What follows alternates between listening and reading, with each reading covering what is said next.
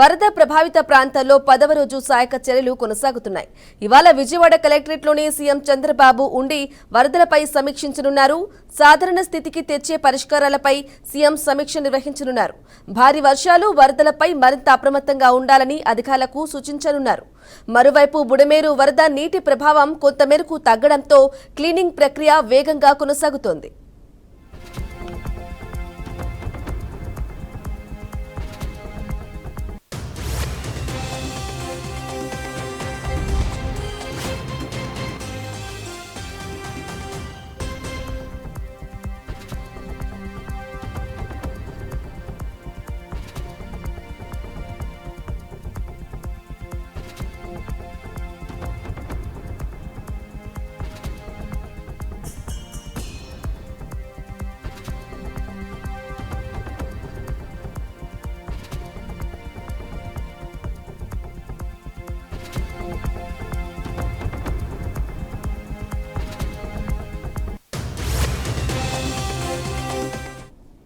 Right, breaking news చూస్తున్నాం. వరద ప్రభావిత ప్రాంతాల్లో 10వ రోజు సహాయక చర్యలు కొనసాగుతున్నాయి. ఇవాళ విజయవాడ కలెక్టరేట్లోనే సీఎం చంద్రబాబు ఉండి వరదలపై సమీక్షించనున్నారు. సాధారణ స్థితికి తెచ్చే పరిష్కారాలపై సీఎం సమీక్ష నిర్వహించనున్నారు. భారీ వర్షాలు, వరదలపై మరింత అప్రమత్తంగా ఉండాలని అధికారులకు సూచించనున్నారు. మరోవైపు బుడమేరు వరద నీటి ప్రభావం కొంతమేరకు తగ్గడంతో క్లీనింగ్ ప్రక్రియ వేగంగా కొనసాగుతోంది. ఇక ఇదే అంశంపై మరింత సమాచారం అందించడానికి మా విజయవాడ కరెస్పాండెంట్ శ్రీనివాస్ అందిస్తారు. శ్రీనివాస్, చెప్పండి. వరదలపై వరుసగా 10వ రోజు సీఎం సమీక్ష నిర్వహించనున్నారు. క్లీనింగ్ ప్రక్రియ కూడా త్వరగా చేపట్టనున్నారు. దీనికి సంబంధించిన డీటెయిల్స్ ఇవ్వండి.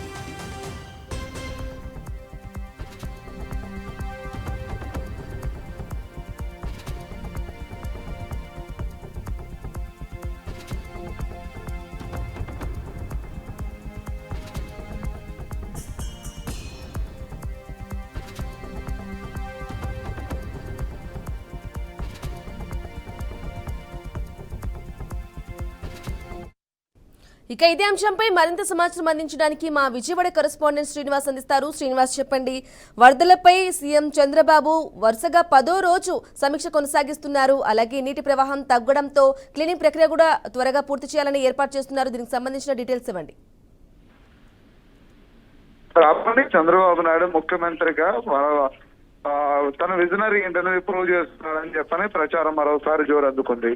ప్రధానంగా మనం చూసినట్లయితే వరద ప్రాంతాలు రాష్ట్రంలో కురిసినటువంటి వరద ముప్పు ప్రాంతాలు ఏవైతే ఉన్నాయో ఆ ప్రాంతాల్లో చేపట్టినటువంటి సహాయ చర్యలు కావచ్చు, అదే విధంగా ప్రజల్ని ఆదుకున్నటువంటి విధానాలు కావచ్చు, వాళ్ళందరూ పునరావాస కేంద్రాలు తరలించడం కావచ్చు, తిరిగి సాధారణ స్థితికి తీసుకురావడానికి చేసినటువంటి ప్రయత్నాలు కావచ్చు. మనం ప్రధానంగా చూసినట్లయితే విజయవాడ వరద పెరుగుతున్న నేపథ్యంలో కూడా 11 లక్షల క్యూసెక్ల వాటర్ ప్రకాశం బ్యారేజ్కి వచ్చిన నేపథ్యంలో తక్షణమే అధికార యంత్రాంగాన్ని అక్కడ తీసుకురావడం, అక్కడ చేపట్టాల్సినటువంటి చర్యలు ఉన్నాయి. అదే విధంగా లంక గ్రామాల్లో ఉన్నటువంటి ప్రజల్ని పునరావాస కేంద్రాలు తరలించడం, బోట్ల ద్వారా కూలిపోయినటువంటి ఏదైతే తగినటువంటి గేట్లు ఏవైతే ఉన్నాయో వాటిని పునరుద్ధరించడం, అంతేకాకుండా నీట మునిగినటువంటి కొన్ని విజయవాడ నగరంలో ఉన్న కొన్ని ప్రాంతాలు ఏవైతే ఉన్నాయో ఆ ప్రాంతాల ప్రజలకి సహాయ చర్యలు అందించడం, ఆ తర్వాత సహాయ చర్యలు అందించడమే కాకుండా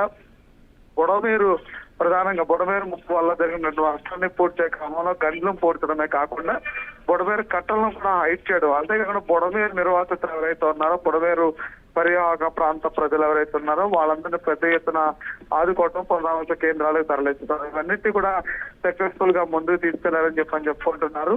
చిన్న చిన్న ఇబ్బందులతో ప్రజలు ఇబ్బంది పడినప్పుడు కూడా ఏ ఒక్కరికి ప్రాణ నష్టాలు అంతే కలగకుండా చూసుకునే ప్రయత్నం చేశారు.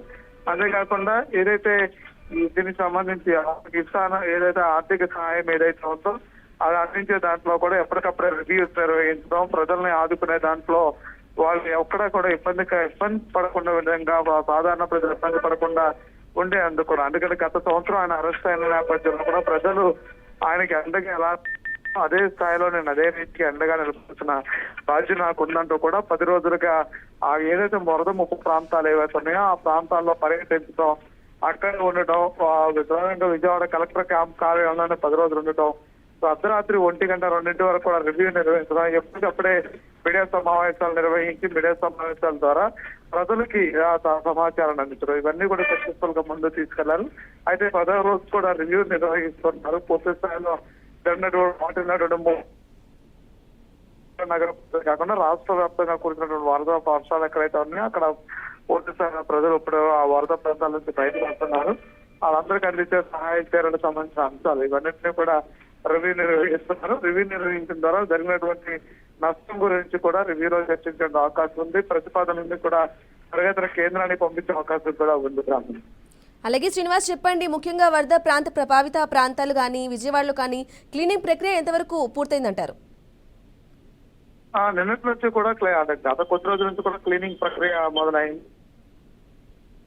పట్టడం అనేది మన పొడవు పొమ్మటం, కండ్లు పట్టడం, మళ్ళీ ఒకసారి వర్షం నీరు రావడంతో కూడా క్లీనింగ్ ప్రక్రియ కొంతవరకు జాప్యం జరిగిందని చెప్పుకోవచ్చు. అయితే నిన్నటి నుంచి పూర్తి స్థాయిలో క్లీనింగ్ ప్రక్రియ కొనసాగుతుంది. అంతేకాకుండా బైక్ రిపేర్లు చేసేవాళ్ళు, ఏసీ రిపేర్లు చేసేవాళ్ళు, అదేవిధంగా బ్రిడ్జ్ రిపేర్ చేసేవాళ్ళు, సామాన్లు రిపేర్ చేసేవాళ్ళు అందరూ కూడా ఇళ్ల వద్దకే వచ్చి చేస్తున్నటువంటి పరిస్థితి ఉంది. ఆ క్లీనింగ్ ప్రక్రియకి సంబంధించి పారిశుద్ధ్య కార్మికులు కూడా పెద్ద ఎత్తున కూడా ఏర్పాటు చేస్తున్నారు. Right Srinivas, thank you for the updates.